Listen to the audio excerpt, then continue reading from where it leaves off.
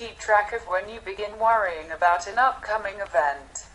People with SAD will begin worrying about a speech they have to give a social event they are attending weeks before the actual event occurs. This worrying can cause digestive problems, like a loss of appetite, and problems with sleeping. While it is normal to get nervous the day or morning before a speech, it is generally a sign of SAD if you are nervous for weeks before the event. 16. For example, if you have a speech coming up in 2 weeks and you've already written out what you're going to say, you should feel pretty prepared. However, someone with SAD might be kept up at night worrying about the presentation for the whole 2 weeks before he actually has to give it.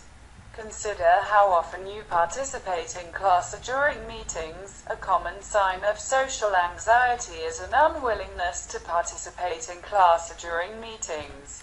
This means not raising your hand to ask or answer a question, or choosing to work on an individual project rather than a group one. People with SAD will often avoid working in groups because they become too concerned about what their team members think of them. 17. 18. For example, if you avoid raising your hand to ask a question in class, even if you don't understand the material, this could be a sign of social anxiety. Notice if you have any physical symptoms of anxiety.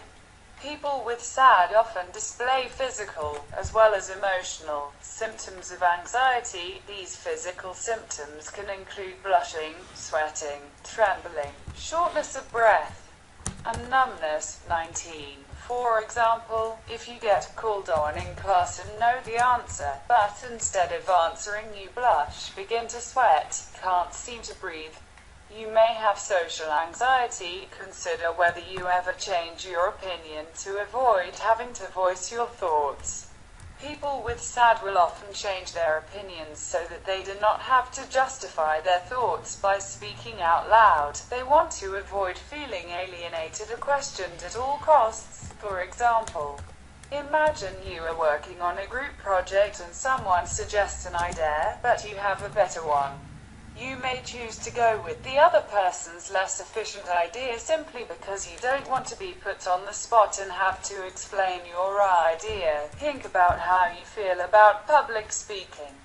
People with SAD will go out of their way to avoid giving presentations, speeches, and other public speaking instances where all eyes will be on them.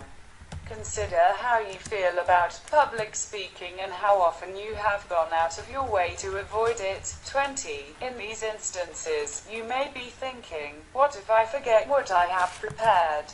What if I stop in the middle? What if my mind goes blank during the session? What will everybody think? Everybody will laugh at me. I will be making a fool of myself.